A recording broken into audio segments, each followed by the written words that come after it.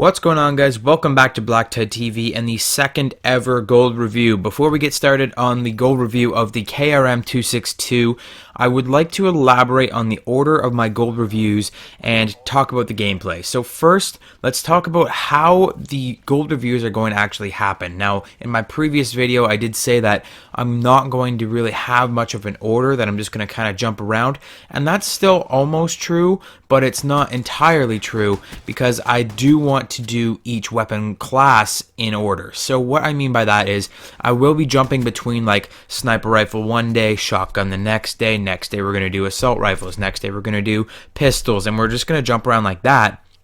But within the weapon categories themselves, I'm going to be going in order of unlock. So that means we're going to start with weapons like the KN-44, the Kuda, the KRM, the Drakon, weapons that you get first, weapons that you get right off the bat. We're going to start with those ones. And then once all of the first weapons in every single category are done, then we move on and we go to the Locust, the XR2, etc. So that's how the weapon reviews are going to happen. They are going to be in order in the weapon classes themselves. So let's talk about this gameplay a little bit. Obviously, we're using the KRM-262 today, and the gameplay, even though I did not win this free-for-all, I know it's kind of weird that I didn't win the free-for-all game that I'm showing you the gold camo on. It was a lengthy free-for-all game, and that's what I really was going for with this, is that all the games that I played with the KRM-262, I was trying to play a free-for-all game, and if I would win the free-for-all game, I would win it in like 5 minutes, 6 minutes tops, and this actually turned out to be like an 8+ minute game, so I kept it instead. I did go like 27 and something. I was pretty close to winning, but it was the length of the gameplay is why I kept it. So that's why the gameplay might not be super great, but it is lengthy, and that's what I was looking for this video, because I had to explain a little bit of that stuff that I just did. So let's talk, well, that, and I forgot to mention that I couldn't get a new KRM-262 gameplay if I tried, because I prestiged the KRM-262 after I got this gameplay, because I was like, yep, that's good enough, and then I prestiged it. And it's using the variant that we're using today, actually has a lot of attachments that you have to unlock later on in the weapon cycle, and I just prestiged it, so I don't really have any of those attachments. So I couldn't really get another gameplay if I tried. It would be like another week while I rank up this weapon, because there's no 2x weapon XP or anything like that right now. So I couldn't get one if I tried, and the gameplay was lengthy enough for my use anyways. So let's talk about the KRM-262. It has the best in-class damage and the worst range. It's really, really powerful up close. It's a one-shot kill at extreme close quarters combat, but it drops off extremely quickly. Immediately, you're going to start noticing that it almost kind of feels broken, this weapon. Like, you're shooting and sometimes you'll get a one-shot kill, sometimes you won't. It really depends on the pellet spread. It really depends on a lot of factors when you're using this weapon, and it can really kind of screw you over when you're using this weapon. So what I'd say is just be prepared to have a 2-shot kill every time. Don't just think that you're going to get the one-shot kill, even at close quarters combat. When you're standing there looking some guy in the face and you're about to shoot him, be prepared to shoot him twice, because this weapon is a little bit unreliable. Even though it is my favorite shotgun in the game, it's a little bit unreliable for getting those one-shot kills every single time. Also, what I should mention is that the time between the pumps is extremely slow. Obviously, this is the pump action shotgun. This is the classic Call of Duty shotgun that we get in every single game. We've got the SPAS-12 in previous games. We've got the 205 Brecci, I think it was, or not, no, that's not the 205 Brecci. I'm getting that confused. It's the Remington 870 is what I meant to say in Black Ops 2. This is that gun in this game. I actually do believe that this KRM-262 was modeled after the Remington 870. It looks a lot like the same. It feels a lot like the same, and it's gonna feel like a familiar shotgun to you. This gun is in like almost every Call of Duty game, and it's pretty much the same as it always has been. It's a one-shot kill, really close, and then it drops off to 2-shot kills. But you're generally going to be getting one-shot kills with it. Just be prepared to get those 2-shot kills.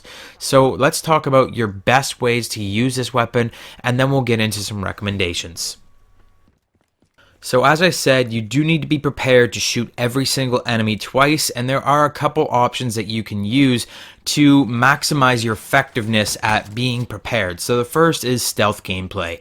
You can shoot enemies in the back, and I find that shooting people in the back, maybe the game's just a little bit broken like this, but shooting people in the back is a lot more effective than shooting people in the stomach. Maybe it's because when you get shot, when you're facing an enemy, if you're getting hit, you kind of flinch a little bit and some of your pellets miss the target. I'm not sure why, but I found that shooting people in the back works infinitely better than shooting people in the front and actually competing with people like face to face. So try to play stealthy, but never, never, I can't say that word enough, never run a suppressor on this freaking shotgun. If you're running a suppressor on this shotgun, you're just insane. You're either playing gun game or you're insane. I do believe the KRM has a suppressor in gun game. Suppressor will just completely destroy any chance you have at any good gameplay with this weapon. Do not use suppressors on shotguns in any Call of Duty. It's just a ridiculous idea. If you use a suppressor on the shotgun, you might as well just be running around with a knife, because that will be your effective one-shot kill range. So just don't use a suppressor, please, guys.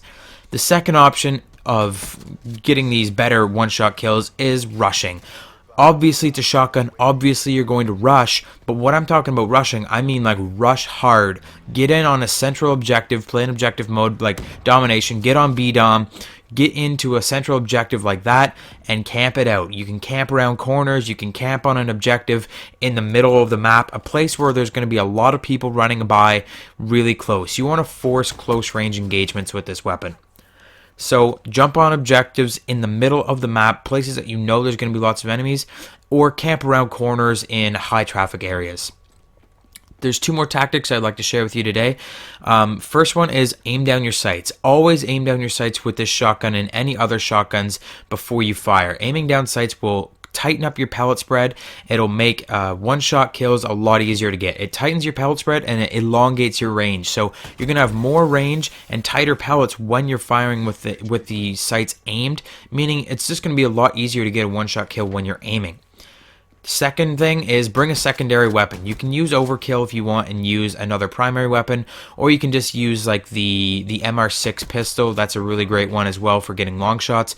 Just in case someone is outside of your range, you can just take out your secondary and take them out. So let's talk about some specialists, what you should be using with this weapon. Overdrive, gravity spikes, glitch, ripper, kinetic armor, these are all great ones. Great ones for surviving in the middle of a gunfight. Gravity spikes is great when you need to panic and there's a lot of enemies there and you can't shoot them all at once. Just use your spikes, jump on the ground and kill them all. The variant I have for you today is the Breach variant. It's got quick draw, long barrel, and rapid fire. Rapid fire is going to make your pumps a lot quicker, making it more effective against multiple enemies at once. Long barrel obviously is a great attachment for any shotgun. It's going to make your range longer. And quick draw is great because, like I said, you always want to aim down your sights. And aiming with quick draw will just aim down your sights faster, making you more effective, quicker at engaging your enemies. Thanks a lot for watching this video, guys. I hope you enjoyed it. If you did, don't forget to hit that like button and subscribe. I'll see you guys on the next gold review.